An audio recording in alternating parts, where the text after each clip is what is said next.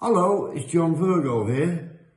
This is a request for Snooker Loopy, which was a matchroom thing with Steve Davis and Dennis Taylor and Willie Thorne. Not my song. Mine was from Big Break. It's only a game. But you've asked me to do it, so I'll do it. It's Snooker Loopy, not so we. Me and him and them and me. Great lines.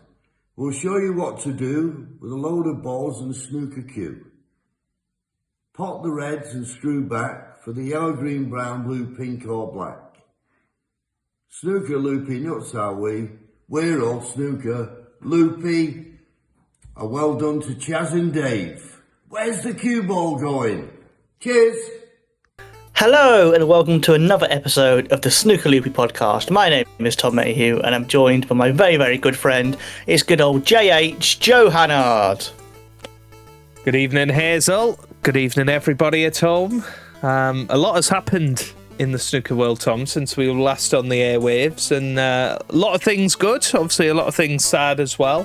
But yeah, I'm very much excited to get back into the swing of things as we gear up towards the World Championship.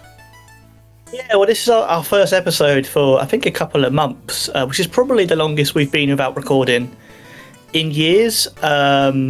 We did do an episode on the day where there was the sad news about Mr. JV, John Virgo, of course. And to be honest, I think for a few weeks after that, I just didn't feel like doing a comedy snooker podcast. I didn't feel it. Do you know what I mean? I think like a lot of snooker fans, I was just a bit sad and just a bit gutted, really. So we did do a tribute episode to JV. But I think what JV would have wanted is for people still to talk about snooker and still to have a laugh and have a good time. So obviously, love to JV and his family. He'll be much missed. I think Hendry summed it up perfectly when he said that it won't feel like the World Championship without JV, and I definitely agree. It won't feel the same ever again. But we'll try and keep his spirit of snooker and entertainment going.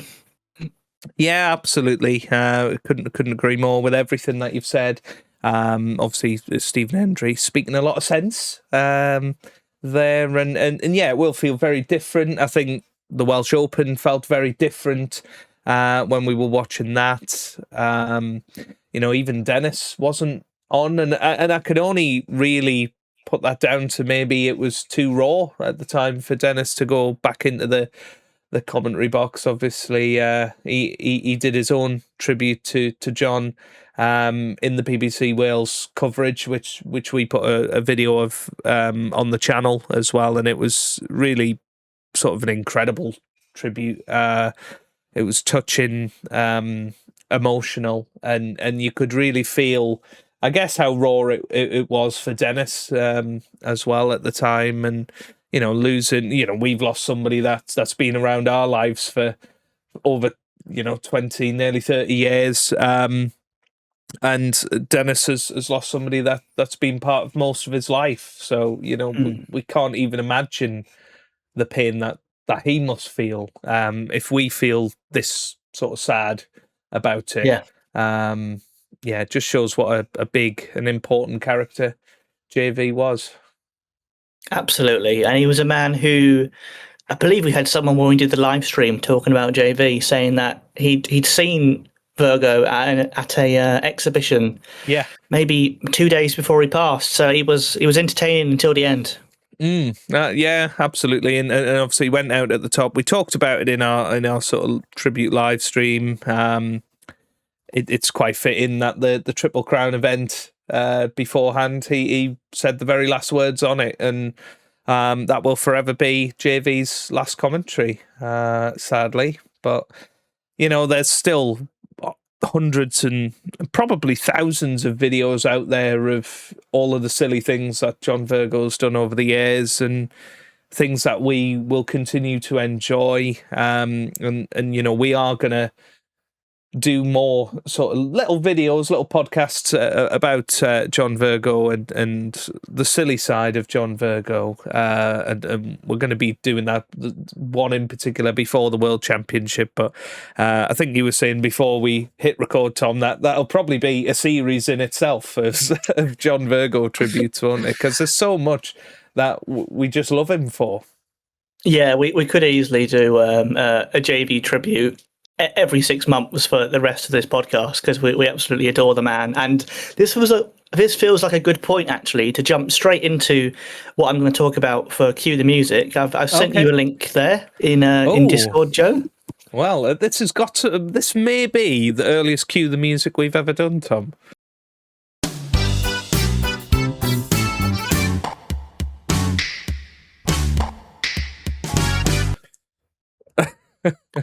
Probably, almost certainly.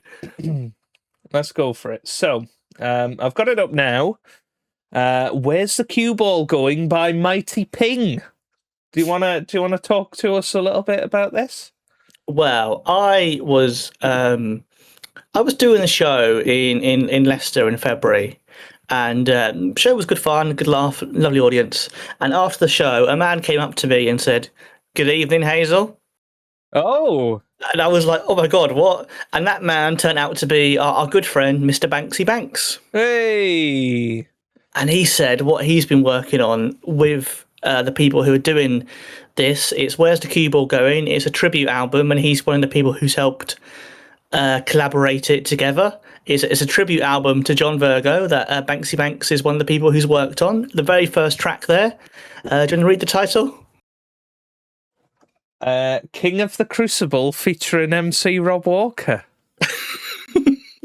Wow. By DJ Titanium Ferrell. Well, there you go. There you go. And there's a load of stuff on here as well. Wow. So that's coming out April the 1st. There'll be 14 tracks, I believe all related to snooker, including one that was born on this podcast, which is going to be on an album, which I think is a bit crazy, but that's amazing. So that's coming out 2nd of April, I think, a tribute album to John Virgo, including MC Rob Walker. Well, there you go. I mean, I hope they've told Rob Walker about this. Otherwise, this could be the last you ever hear this podcast before we're sued. But and we're not even releasing it, Tom. No. It's to clarify, you can't sue us. You'd have to sue Banksy. It's all him. It's all his fault. We were not involved. We didn't even want the song. He just made it up. We'll delete that episode from the archive so we don't get in trouble. Well, I think we've got to give this a go, haven't we? Where's the Cue? Oh, no, it's not. It's King of the Crucible featuring MC Rob Walker from the upcoming album. This is a world exclusive, potentially, Tom. Yeah. For Where's the Cue Ball Going? Well, I don't know how much it's changed since our version, or whether it's the same thing. But I think, considering this is out in a couple of days when we're recording this, we may as well. It's the first track on the album as well. I love it. I absolutely love it. Let's go. Shall we just give it a spin, all right?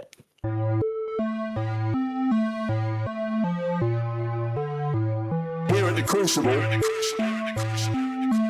we have written a little poem to pay tribute to the King of the Crucible. The King of the Crucible. Here we go.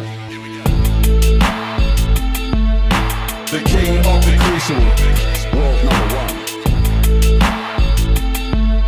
The King of the Crucible.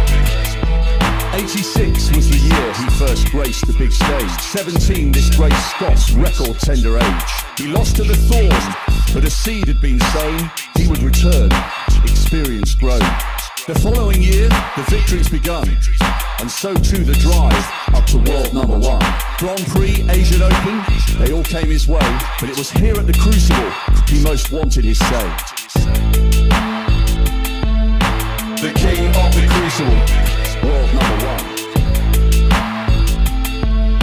The King of the Crucible. And so to the 90s, his decade to shine. It started a rivalry which white would define. Jimmy got close, he gave it a go, but it was always King Hendry who stole the show. 94 was the closest, the whirlwind was on. Jimmy was winning, surely Stephen was gone.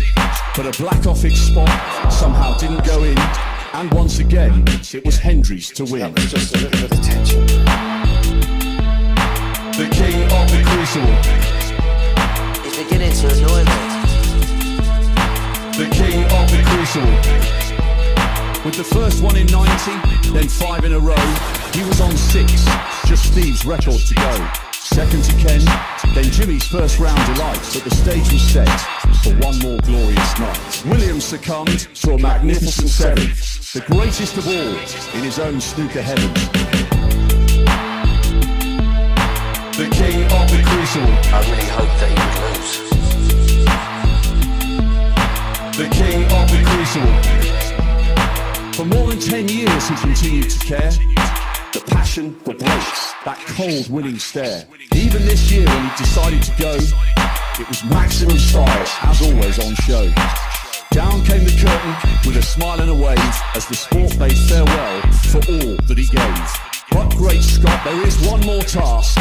A final Champions Night bow is all that we ask.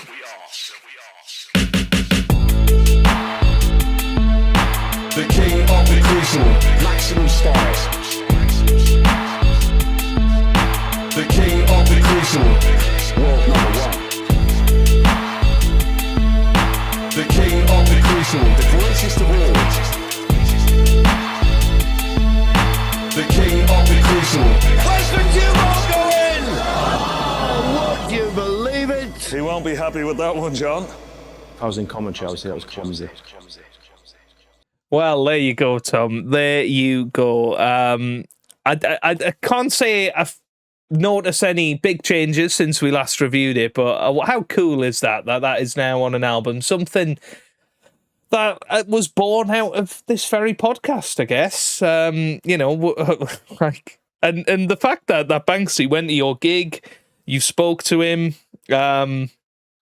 just absolutely crazy. I mean, there is a part of me, though, that worries, Tom, that this is released on April the 1st. Could it be an elaborate April Fool's joke?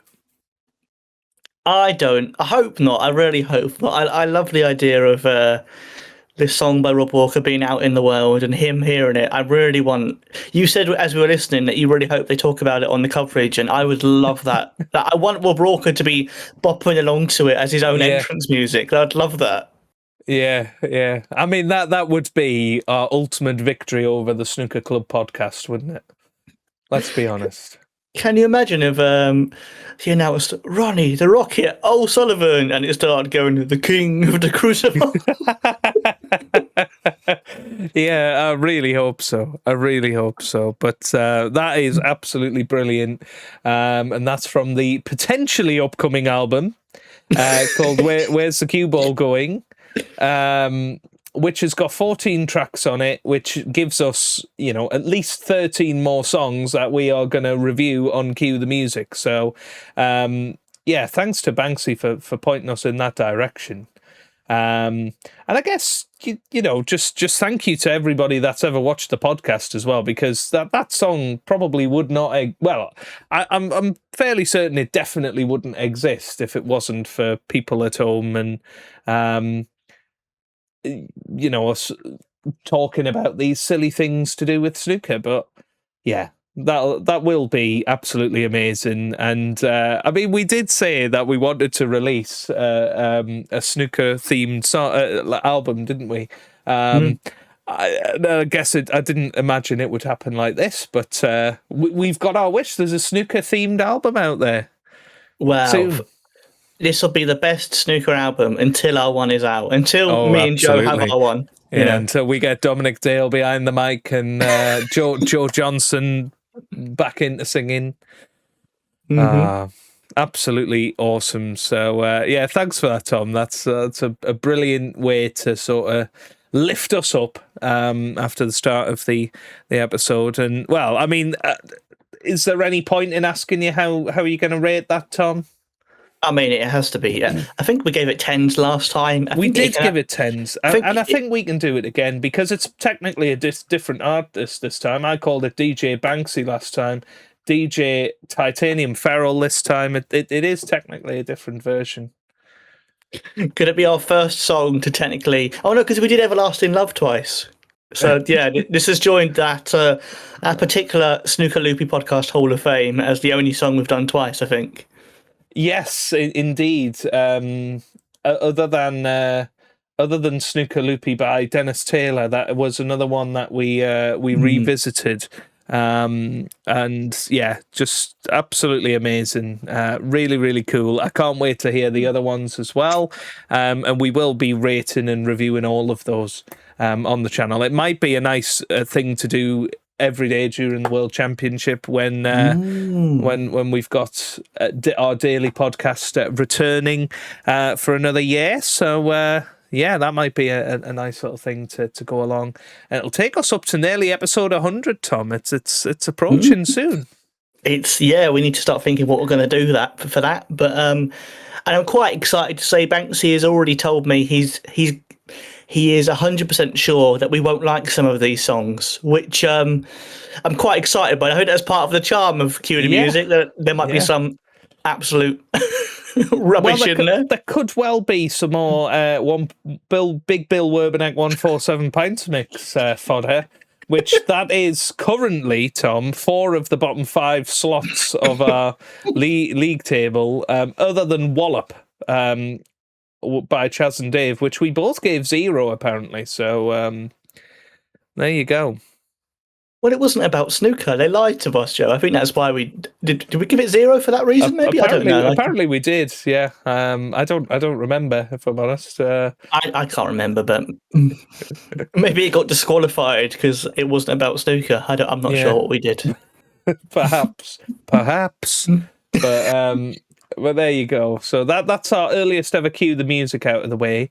We have got quite a bit of sort of snooker news to catch you all up on. I'm sure everybody that watches this podcast or listens to it is well aware. But I guess we'll start with the results of late. Obviously, when we left it last time, we had the World Grand Prix coming up, and that was the first event that Ronnie played in for, well, since the UK Championship, I believe, when he lost to was it Zhao Yulong that he lost to, and yeah, he wasn't playing great in that tournament, was he? It was quite worrying, really, watching Ronnie there, but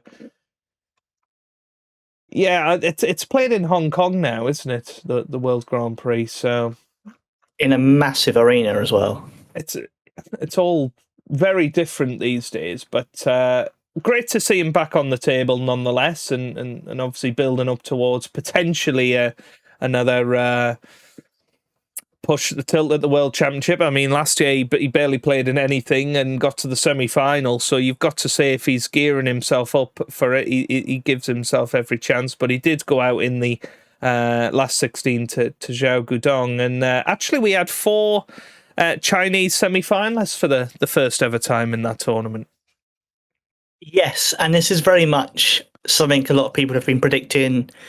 I mean, probably since about 2005, when Ding first sort of had that big breakthrough. They've been saying that Chinese players are going to kind of dominate the sport, and this was the first tournament where, it looked like, okay, the changing of the guard is here, sort of, with 4 Chinese players in the semi-finals, and it's kind of and probably inevitable that we see it again.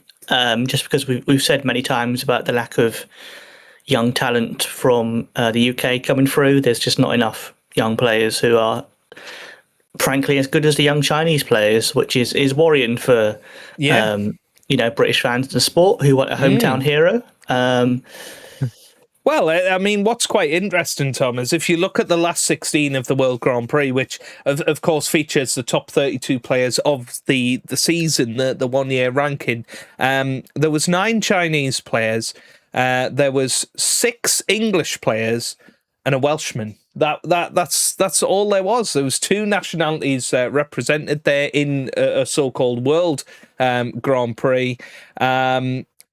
Which is bonkers. It really is. And actually only 2 of the Englishmen made it through into the last 8. So it was 6-2 in favour of China for the quarterfinals onwards. So, yeah, it is, as you say, it is something that will probably become more prevalent. I think we had quite a few Thai players on the tour a few years ago, but that seems to have died down a little bit.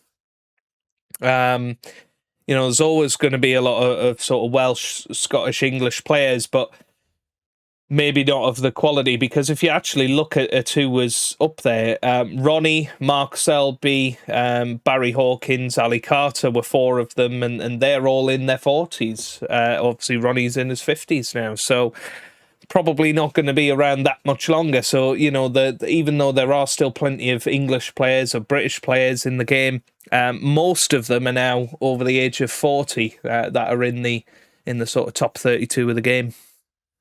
Yeah, in terms of the players who've come through, from the UK, Judd's probably the last one who, came through and looked like this guy is going to be world champion, going to be world number one, etc., etc. And that's a long time to not have a top quality young British talent come through, because if you're talking about people after Judd, you may be talking about Jack Lisowski, who's won round and maybe ranking title.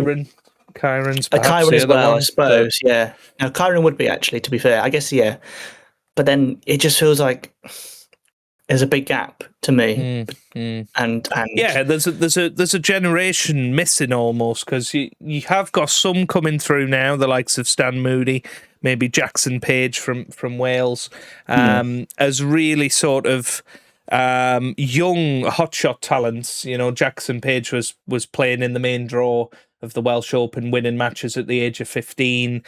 Stan Moody, I think, is only 17 himself at the moment. So, we do have some that are very, very young, but we seem to have a lack of sort of 20 to 30-year-olds that are playing high quality snooker and looking like they're knocking on the door of a ranking event. Maybe Elliot Slessor, maybe Joe O'Connor, the two that have gone quite far in tournaments but never quite finished the job. I don't think they've got necessarily that natural talent that's some of the players have had over the years that you can spot straight away. There may be more of a sort of Chris Wakelin type character that after years and years of working hard at it, maybe they can get a couple of tournaments, but probably not going to be, double digits ranking event winners. But that's just my sort of view on it. And I don't know what you think. It's interesting with snooker, I suppose, because apart from obviously the young people who do really well very quickly, like a Ronnie or like a Hendry, we have seen a fair few players who do they reach their peak or they reach their best snooker when they're above 30. I'm thinking about the likes of Barry Hawkins or Stuart Bingham, or now Chris Wakelin. So I think a lot of players, for whatever reason, I mean, even Zhang Anda, do you know what I mean? Yeah. A lot of players do seem to kind of mature into it. It is a rare in the sport where we do get a Si Jiaowei or a Ding Junhui who does win a ranking title or reach finals or Crucible semi-finals in their early 20s. It is relatively rare as a sport. So I guess that's not necessarily a new trend. Like, I think Ronnie still is. I think Ronnie and Ding are the only teenagers to win ranking titles still. So I believe anyway. So it's not like it's a sport that's littered with people who win when they're 17, 18. But it is just a bit worrying, because we do feel like China has, 10 players who are brilliant, and we're hoping that one of about 5 can step up, but we've just not got the numbers. Like, absolutely, and I feel like we've seen it over the last 5 years where I think Zhao Xintong and Yan Bingtao perhaps started it, but we had Fan Zhengyi win a tournament. We've had the likes of Zhao Gudong win a tournament, Zhang Anda won a tournament, Wu Yizas won a tournament, the likes of Chang Bingyu getting to a final. Pang Jungsu had that great season where he got to a lot of semi-finals. Si Jiahui, I haven't even mentioned him. Yuan Si Jun. So lots and lots of players that are going far in tournaments, and we're sort of celebrating when Stan Moody gets to a quarterfinal, or when Joe O'Connor gets to a final. Elliot Slessor gets to a semi-final. You say, these young up-and-coming players. But Elliot Slessor's older than me. He must be in his early 30s now. So that's, as you say, it's not young. It's sort of maturing into their 30s. But I guess that's the difference now is that these players are coming up against players that have been around for 30 years. Because even the likes of Mark Selby's been playing since the early 2000s. Sean Murphy, you're coming up against these players in round one. How are you expected to do well straight away?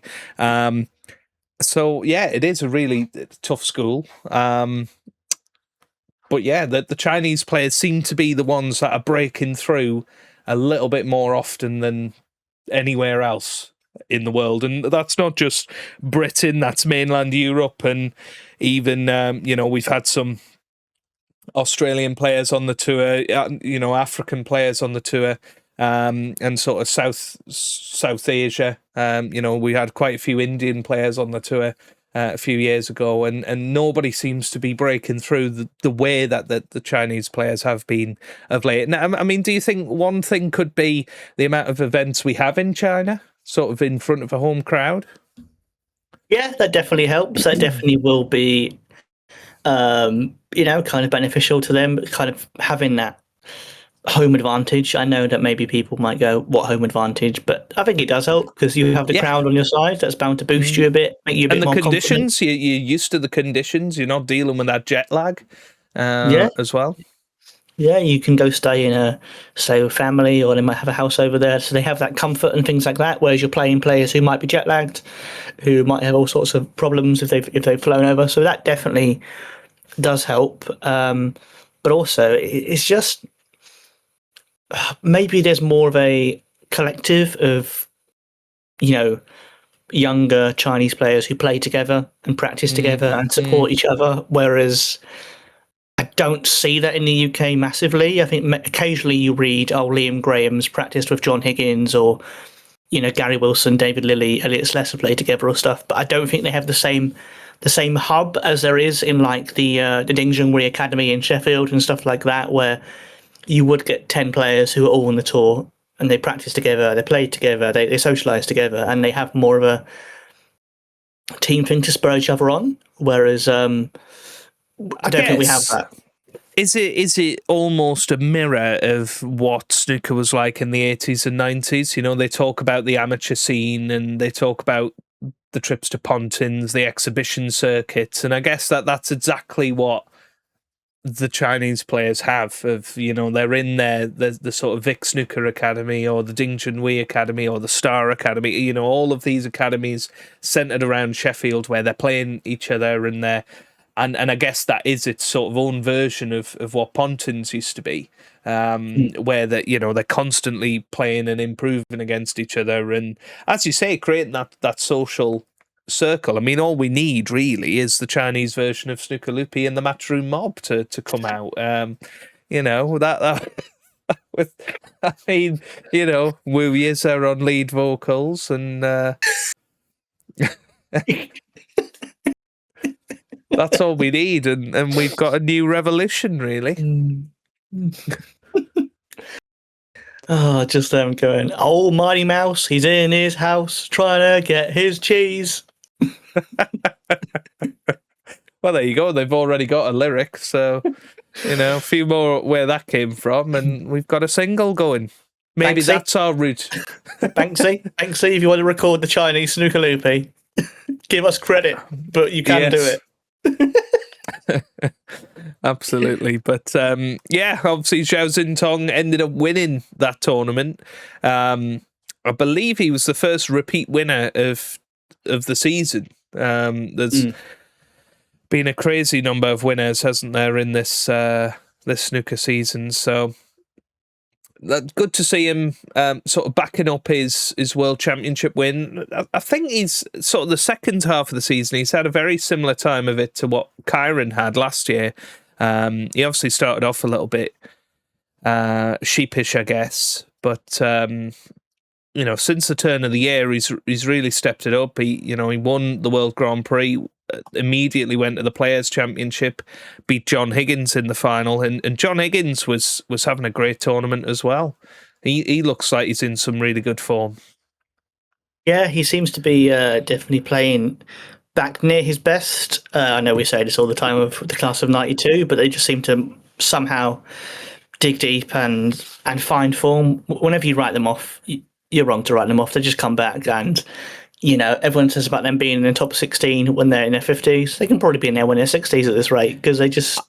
Yeah, I mean, you look back and Steve Davis was in the top 16 at the age of 50. I think they are probably at a much higher standard than Steve Davis ever was at that time. So you would say, I mean, they're going to be there for at least the next 2 years, just with how many ranking points that they've accrued. And, they'll all, well, not all of them, but 2 of them will be at the Tour Championship. That's more prize money in the bank. So you can't see it changing in the next couple of years unless one of them take a sabbatical or retire, ultimately. Yeah, obviously John Higgins dropped out for a week last season, I think it was. Yeah. Ronnie obviously dropped out many years ago when he took a season out, but and Mark Williams has sort of been in and out, but they always seem to bounce back. As you say, they'll always have this good little spell where they get to a few finals or pick up a ranking tournament victory, and then they're sort of secure for the next couple of years. Yeah, I don't see them going anywhere anytime soon. Everyone always writes them off or says blah blah blah. Should they still be playing? And they win something, and you go, yes, they probably should still be playing. They're just incredible sportsmen, really. Yeah.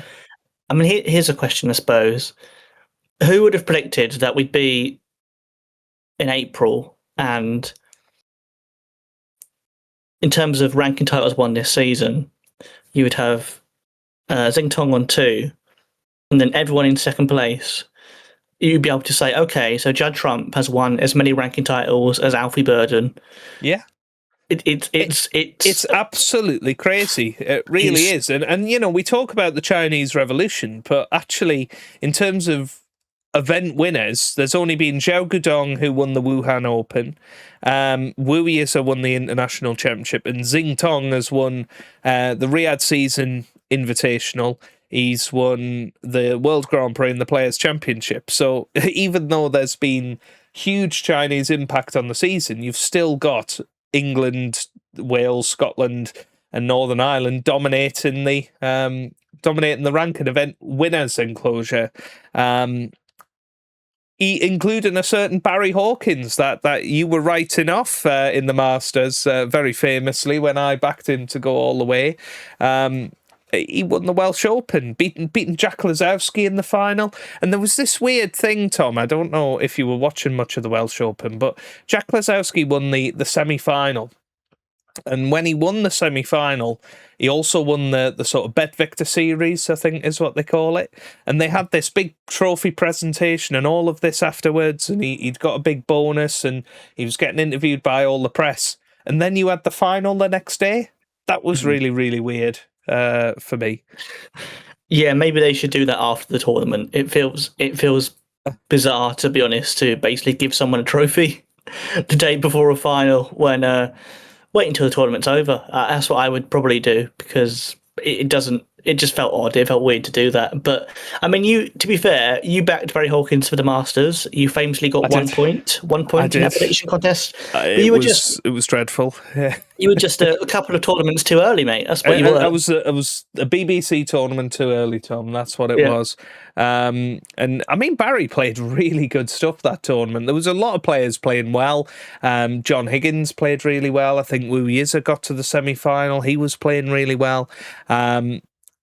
But Jack Lazowski, even though he's won a ranking event and got to another final this season, he's still not in the top 16. I just find that absolutely incredible. And he's going to have to qualify for the World Championship. He might not even qualify for it. Like, that's how crazy it is. Yeah, I mean, big names. We'll talk about, obviously, the qualifying for the World Snooker Championship in an episode next month. But yeah, Lazowski's had a good season. I think Bingham's quietly had a good season. He's going to have to qualify. And there's always a few players who are unlucky to miss out. And I'd say that Lazowski, Bingham are two this year where you just feel like if they had one tournament or just a couple of results that went a different way, they would have snuck in, possibly. But it just shows how tricky it is to be top 16 nowadays, so that you can win a ranking title, reach a final, and still not be in it. Like, it's incredible, really.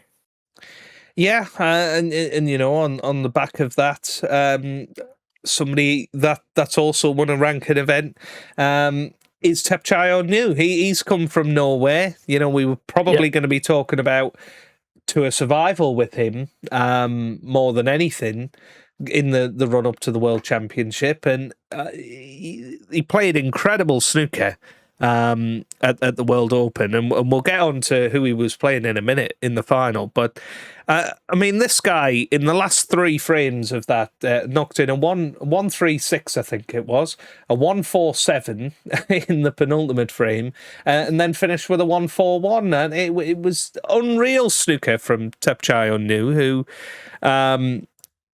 has all the talent in the world. It's quite erratic. I mean, he was playing Judd Trump in the semi-final, and in the first frame, Judd Trump needed 4 snookers, and somehow Tepchai New threw that away twice. It was unbelievable watching that. He still came through that semi-final. And he's in the winner's enclosure again from absolutely nowhere. He's shown no signs of it this season at all. I don't really remember the last time we mentioned his name, to be honest with you, Tom. I think the last time I remember kind of him, being on the big stage was probably when he faced Ronnie at the World Championship and lost in about 50 minutes because he just went for every shot in 10 seconds. But I think this is his first proper ranking title. I know he won the shootout, but it's his first real ranking title. I would definitely say that he was probably, after Jack won, the best player, or one of the best players to not win a ranking title. So it's nice to see him finally get a real one. Because he's not young. I think he might be late 30s or in his 40s, and he's got a bit of a baby face, but he's a lot older than you think. Yeah, he is 40. Yeah, there we go. But the first Thai player to win a real ranking event since James Wattener, which is astonishing again, because as you said, we did have quite an influx of Thai players after James and his influence on the sport. But incredible that Tepchai is the first one to actually win a ranking title since then. Yeah, it moves him up to 21st in the world. It's still quite a bit of work to do to get into the top 16 for the World Championships. Obviously, we've only got one tournament to go, being the Tour Championship, so he'd have to pretty much win that tournament to get in at the last minute. But there's a whole host of players. He's probably the only one. Well, he is the only one that can disrupt that top 16 now. And you were talking about it before.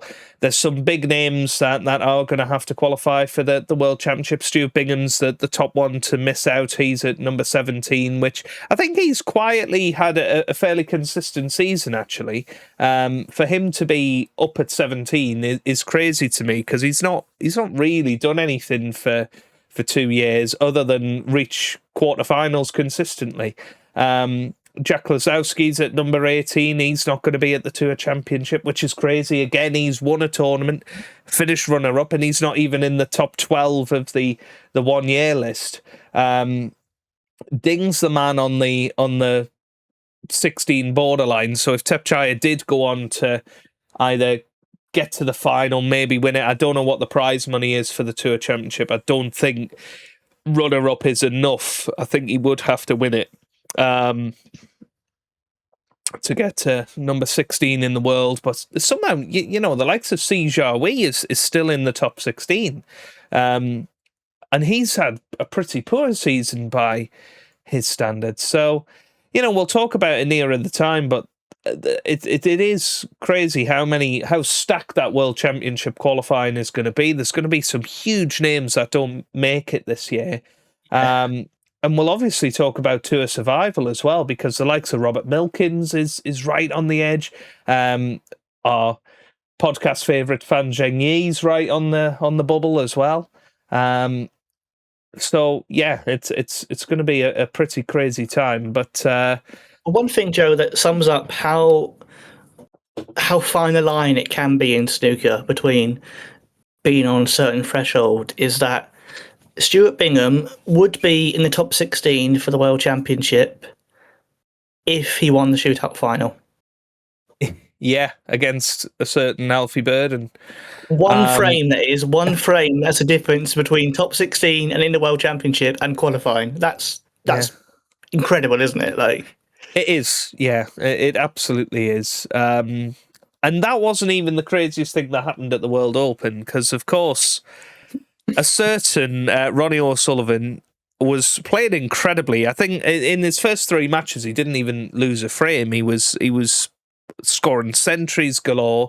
He had a few 1-4-7 attempts, including one where he was playing up for the yellow, cannoned off. I think the pink was up near the yellow spot and went in off on 120. So he could have had a 1-4-7. And then he does the unthinkable. He gets a free ball. And for 14 reds and blacks, he was on a 1-5-5, Tom. A 1-5-5. I mean, nobody's seen that since Captain Goodspeed did it in the last 16 of the World Championship against Shaun Murphy. In the opening frame as well, that was, by the way. Many years ago. I think that's what all the commentators were saying. They were going, "We've not seen this since that day at Captain Goodspeed on YouTube." And yeah. So yeah, I mean, it was incredible, and it happened so early in the morning. Virtually all of the snooker fan base missed it. But yeah, I just woke up, you know, sort of morning scroll through Twitter and people saying Ronnie's knocked a 1-5-3 in, and I could not believe it. Could not believe it, Tom. Yeah, well, it's one of those incredible records that, I mean, the fact that only 2 professional breaks have exceeded a 1-4-7. Of course, Jamie Burnett, you have to kind of go, sorry, mate, there goes your one claim to snooker fame in terms of snooker history. I guess Jamie Burnett is still the first player to have done it as a professional. And so he still has only that. 2 at the minute. Yeah. But yeah, it shows how insanely rare it is that 2 players ever have done that in the professional game. Well, I think I was reading there's only actually been, was it something like 16 red clear? I don't know. It's probably more than that, but there's not been that many 16 red clearances. You know, far less than there's been 1-4-7s, obviously. I believe the first player to have been filmed doing a 1-5-5 was Tep Chaya, actually, as it happens, which again just backs up what we're saying, how mad it is that he's so erratic as a player. But yeah, for Ronnie to have done that, he just went, wow, just absolutely incredible. Like, I mean, will it ever be beaten? I mean, I guess maybe in 200 years, who knows? But this could be a record that just stands forever, you know, because it absolutely could be, and you know, it makes it a bit of a shame that it wasn't a 1-5-5, really. You know, like, if there's anything to sort of nitpick about, I mean, it was a brilliant break. It's probably the first time that Ronnie's gone for a maximum and played a pink, and people were cheering that he played a pink, because if he'd played the black, he might not have got it. And he was very unlucky in the end. But you know, Ronnie was so calm in that whole break, and in fact, the last black that he potted was incredibly difficult. I suppose, have the caveat, Tom, is that there will probably be a 167 at some point over the next 5 years that, in theory, would usurp the highest professional break. So Ronnie would actually have to go and get a 175 really to. No. Come on, let's not even entertain this Mickey Mouse nonsense with a golden ball. Otherwise, you may as well go.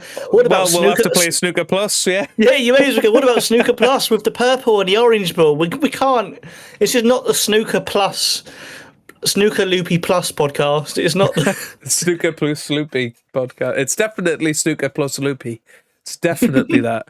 But yeah, and that's, you know, you would have thought the 153 being made would have been our top headline today, Tom, and like the most positive snooker story that there could be. But there's one thing we haven't mentioned, and we've deliberately left it to the end of this podcast because this is just incredible news for us, for all of snooker.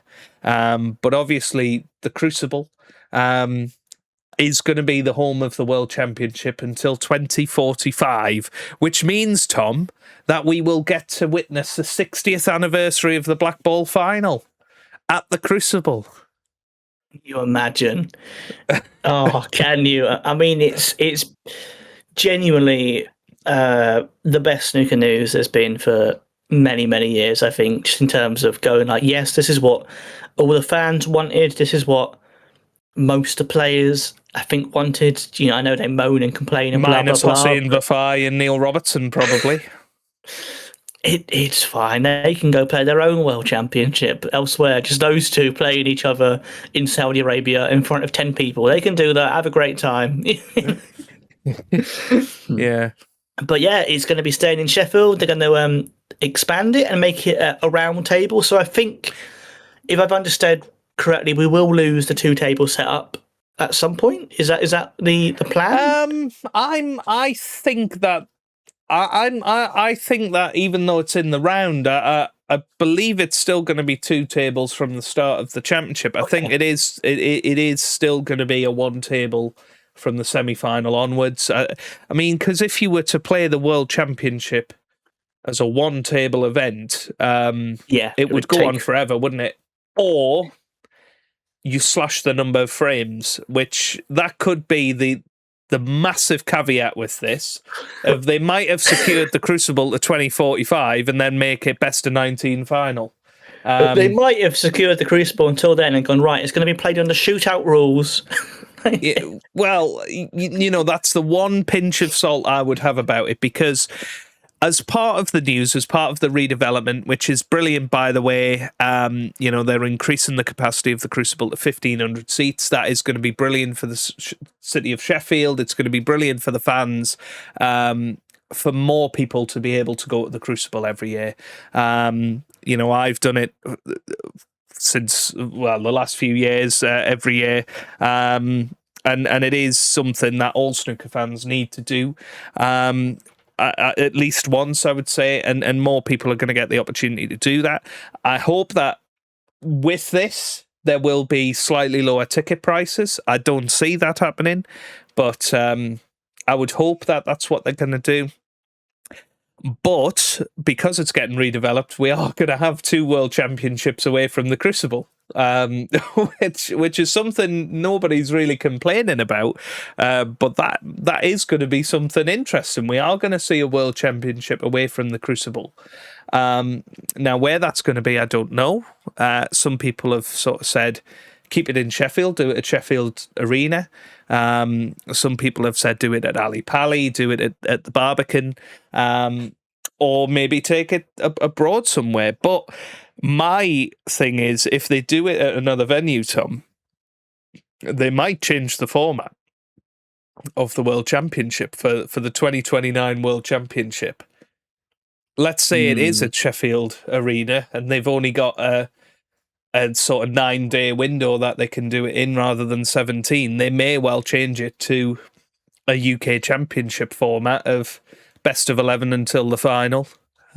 which is best of 19. They might do that. And then, Lovely. if you've got 2 World Championships with that, well, then we might as well go back to that for when it returns to the Crucible. Yeah, they've not said anything yet about They where haven't. they're thinking about moving it. I mean, it could be the Milton Keynes Arena or whatever there, Milton Keynes Sports Centre, Yeah. where they had all the things during COVID. Who knows? But Yeah. I wouldn't be. To be fair, I wouldn't be against the idea of them doing it in Scotland or Wales. I think that could be quite a nice touch if they did. For those 2, maybe do one in Scotland, one in Wales, or something like that. I do feel like they're real hotbeds of snooker, and fans could still feasibly get there much easier than they would be able to if it moved all the way to Saudi Arabia or something. But we will see. I guess that's something they must know, but they're not telling us, probably because... Yeah, or maybe they don't. Maybe they don't know that yet. Obviously, there's a lot of contracts to be signed. It is still a reasonable amount of time away. They might even do a bidding process for it. Similar to like the Champions League final or bidding for the World Cup. They might do a bidding process for it, which I guess would be another way to generate funds. Can the Hazel Grove Sports Centre bid for it? Well, who knows? Who knows? It could well be in private room number 2, the World Final, couldn't it? Just every session. Good evening, Hazel Grove. Good evening, everybody at home. Yeah, and I might actually get my chance to commentate on a World Championship at that point, Tom. You never know. But incredible news, and it was great to see so many of sort of snooker's alumni at the Crucible to sort of get behind it, and actually. To give him a bit of credit, he's not had a lot of positive news ever, really. But I think Keir Starmer's had a lot to do with the snooker staying at the Crucible, Tom, which I'm not sure anybody had on their bingo card that it would be Keir Starmer that keeps snooker in Sheffield. I don't think anyone did. I mean, maybe that should be one of his policies. Genuinely, that'd be a vote winner. If all his policies were about we're going to get the World Cup in England or something, he'd get tons of votes. But it shows how important though it is to the not just Sheffield, but the history of sport in this country. I think if you have the Prime Minister speaking about it, it shows that culturally, for it to be in the UK and to be in England, to be in Sheffield is vital because it's a real a cultural cornerstone. Yeah, and it has to be mentioned, of course. Obviously, the BBC have got a contract up to 2032 as well, so all of those World Championships will be free to air on the BBC until then, as long as the BBC, I guess, still exists at that point. And then there is a 5-year option as well from 2045 to take the World Championship up to 2050, and it's the first time I think we've had a contract of that length for anything snooker related, of knowing that security that far into the future is quite crazy, considering we were sort of gearing ourselves up for potentially this being the penultimate year of the World Championship at the Crucible. I've bought tickets for the final, for instance, fully expecting that may be my only ever chance to see a World Championship final at the Crucible. So it is a bonkers news story that, again, sort of came out of nowhere. Lots of things seem to be coming out of nowhere at the moment for snooker. Well, long may it continue. Hopefully we do keep getting these real positive snooker news stories. I mean, that was main headline material on the BBC, getting snooker in sort of the public domain and hopefully just push it back on people's sort of radar, I guess. Yeah, I think, fingers crossed, this is... it's good news. It is wonderful news. Everyone's really happy. So there we go. And did you... So you booked for the final because you thought it could be one of the last ones, and now it's not. How does your wife feel about that? Oh, she's very excited for it, actually. Okay, good. It wasn't one when she went, Joe, you told me, Joe, it was leaving. No, not at all. No, it's going to be great. I'm going there twice this year, Tom. So Amazing. that's going to be very exciting. And I think we'll have to forward plan and try and get a date for the Centenary World Championship next year, and we'll try and sort somewhere out to do a live podcast or something during the World Championship. I think that would be really, really good. Just to celebrate everything, and I guess the future of snooker as well. Firmly secured. All we need now, Tom, is a new snooker game. Yes, they need to sort that out. They need to just. I mean, Snooker 19 is the most recent one, and that's too long ago. And that's 7 years now. It's going to be 7 years. Next year, Tom. Next year, it's going to be as long as the gap was between 11 and 19. So that's bonkers. We're going to have to make our own one, I think. Banksy. Banksy, come on, Banksy. We know you can make a snooker video game for us, please. You can do the soundtrack for it and everything, and you can design me and Joe as playable characters. That'd be fine. Well, absolutely brilliant, and we've had some amazing snooker news of late, and I think that's the sort of tonic we needed after the passing of John Virgo, and we needed these real good snooker stories in the build up to the World Championship, and it's going to be a weird World Championship, but going into it with plenty of positivity, and who knows, maybe we'll have Ronnie O'Sullivan and his 8th World Championship at the end of it, which I guess would top off what has been an absolutely crazy year for snooker, hasn't it? In one way or another. Yeah, I think. He's got a great chance. He must do the way he's playing. So, fingers crossed, Fingers crossed. Speaking of news and stuff, Joe, we have news about one of our sections, don't we? We do, yes. So you might remember last episode of the podcast, we announced the winner of the contest to win a signed copy of this World Snooker Tour quiz book was Aidan, who came up with the brilliant variety of names. We put a poll out on the channel, and we have officially called it Quiz Wakelin, Tom.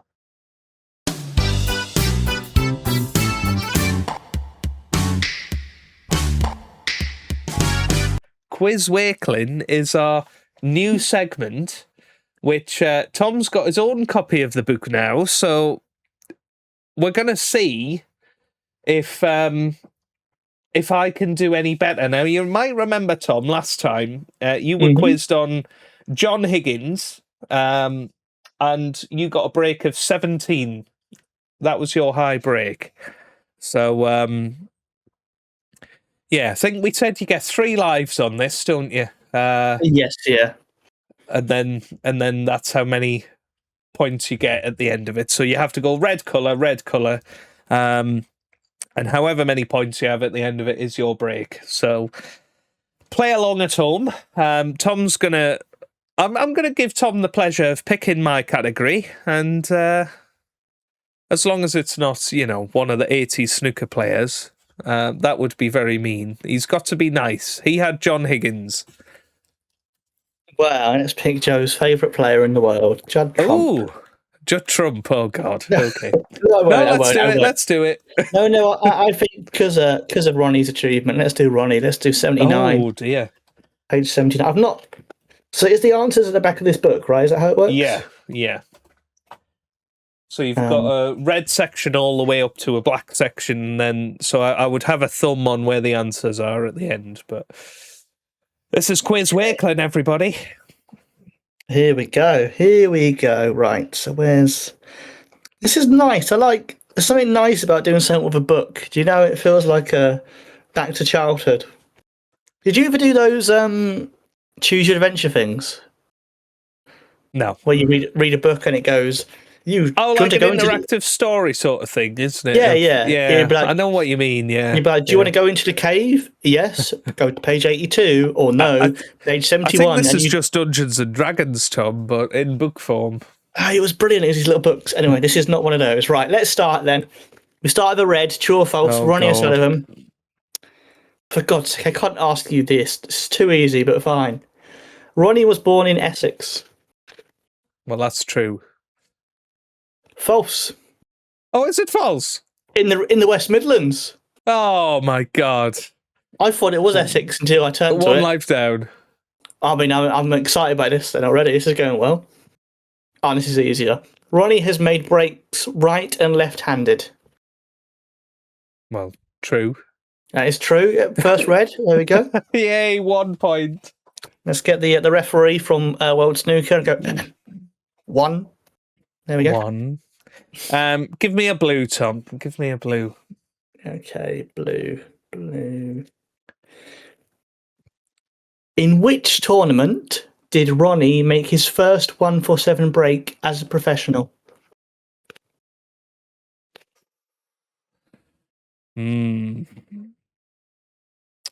That's tough. I'm going to go with the UK Championship, but I'm not certain that that's true. Oh, he's hit it, and is it going to go in? And it's rattled the jaws. It's rattled the jaws. It's the World Championship, mate. Was it? So Yeah. 97 was his first 147, was it? It must have been. Yeah. Wow! There you go. I can't believe that was his first professional 147. That's crazy. Wow, a break of 1. Let's go back to the Reds then. Ronnie turned 50 in 2024. That's false. Correct, that is false, yes. He turned 50 in 2025. Yeah. So that's the red. What colour do you want to go for next? Let's go green. Oh, green, okay. In which year did Ronnie turn professional? 92. I don't even know why I had to check the answer, but it felt like I should. Of course, we all know 1992. There we go. The green's down. 4. Joe's up 4. So I'm on 5 points right now. So I've still got to get another 12 to beat or level with Tom. Ronnie's son is also called Ronnie. That's true. That is true, yep. 5.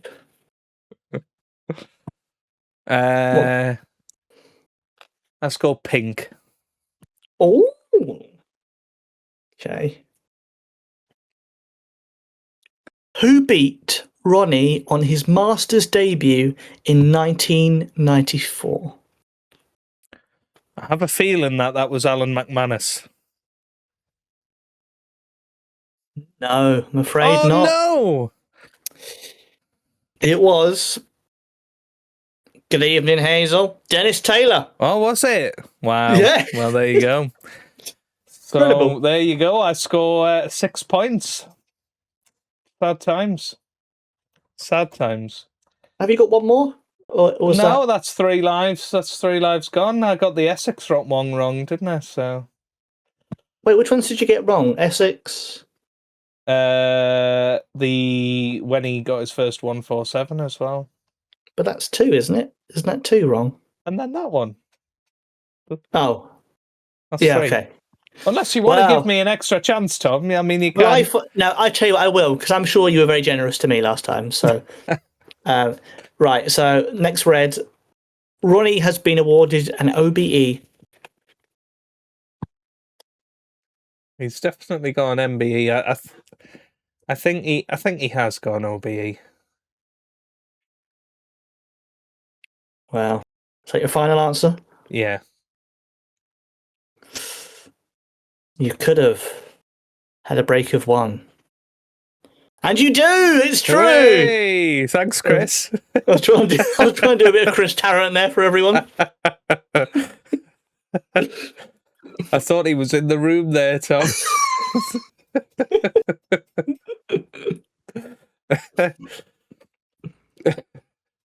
Right, go on. Which one next? Oh dear. So what am I on? 7.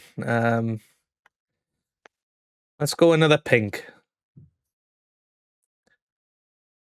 It's going to be impossible, isn't it? What is the name of Ronnie's third autobiography published in 2022? I think that's Unbreakable. It is. It's Unbreakable. Yeah, yes, there your we go. break Very is good. unbreakable, Joe. You're unbreakable. That's incredible. That's a break of 7 now. 7. Okay. Okay. Back to red. To red. Ronnie has won the most ranking titles of any player. Well, that's true. Nice, easy red there. Easy red. Good. Straight in the pocket. 8. Tell you what, Tom, you pick a colour for me. You pick a colour. Well, you've not done a black ball yet. So shall we? Okay, let's do it. Let's go. I'm worried it's going to be impossible, but I mean, it's not easy, but what was Ronnie's winning break in the concluding frame when he won his first world title? oh, that's almost impossible. So 2001. Listeners at home, if you want to comment now with your guess while Joe's thinking about it, we'll see if anyone gets it. And you can't edit your comment. Don't cheat. Yeah, it says brackets edited when you do that. I mean, come on. Am I going to get any allowance here, Tom? I'll give you... let's give you 15 either way. Ooh, well, that's fairly generous. That is fairly generous. I mean, the very fact that it's been asked suggests it was a century break. It definitely wasn't a 147. So I'm going to use law of averages here. So it could go as high as a 146, but it wasn't. This is a maths teacher using the law of averages here. If I go as low as something like 127, that'll give me all the way from 112 to 142, which I think is a reasonable range.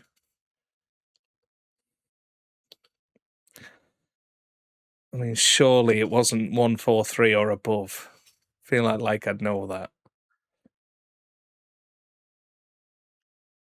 But I'm not going to risk it. I'm going to go for 130, which means I can go anywhere from 115 to 145.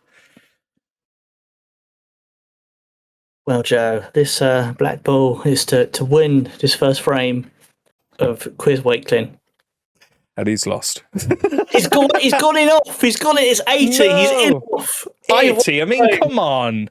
Why is 80, that a 80. question? Why is that a question? I mean, come on, Dave Hendon. What are you playing at, son? I love this. I love this. So what was that? 8. So I'm It on was an 14. Yeah. I mean, I could have just looked up the answers here, Tom. Well, that wouldn't be fun. That wouldn't be fun, though, would it? And no one look at the answers at home. No, I want to check that you asked me the right questions. Excuse me, I run an honest quiz. An honest quiz, yeah. Look at that. The winning break. I mean, come on. No, don't, because you'll get the other answers if you do that. No, I I'm mean, not looking at. I'm not looking at the answers. I'm just. Okay. Yeah. I'm just looking at what black ball questions I could have had. Oh, what was Ronnie's 2017 travelogue series? I could have had that for the pink. I feel like it was called The Hustle or something like that, but yeah. Yeah, I think so. But anyway, well played, Tom. So you win the battle, but not the war. That's a great section, that Quiz Wakelin. I love that. I really like that. So Yeah. Thanks for that, Tom. And I mean, somehow, Tom, we've managed to wrap up everything that's happened in snooker in about an hour, which is bonkers, really. Obviously, we've got lots of things to look forward to. As we said, we're going to try and get the sort of John Virgo video put together sometime between now and the World Championship. And then I suppose the next mainline podcast video is going to be our World Championship qualifying preview and predictions. We'll predict. Well, I think this year we're going to predict the 16 World Qualifiers again. I think we tried that last year, didn't we? And we'll see how many we manage to predict out of that. And then it's a big one, as they say. It's coming around. Yeah, I mean the World Championship draw this year will be happening while I'm at work. So I don't know whether Tom will live stream it himself or something, like we did last year. But I mean, hopefully I won't have to, because hopefully World Snooker will actually do it. But they seem rubbish at that. So yeah. If they don't, I'll find a way. You'll find a way. There's always a gap. There's always. I love how the two responses are: is there a gap? It's either no or there's always a gap. It's one of the two. There's always a gap, except when there isn't. He was a modern day philosopher in many ways. In many ways.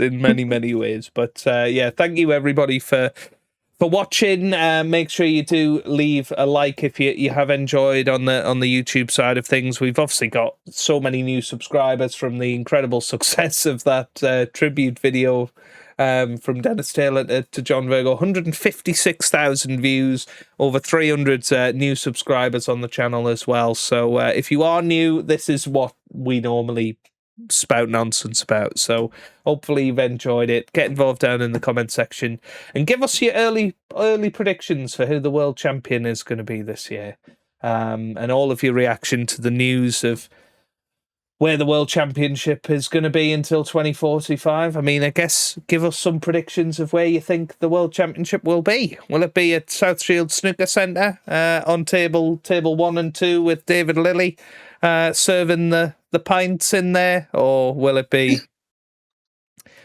something a bit more conventional? I guess we'll find out. Tom, have you got any final words before we leave? Just, I really hope it is going to be in South Shields now. I really hope it's going to just be David Lilly there behind the bar, like serving. And just before someone like Judd makes a 147, you just hear him go, "Last orders," and he just misses the black. Absolutely brilliant. But very excited for all that is to come. And it's been great to be back, Tom. So I guess all that's left to be said is good night, JV.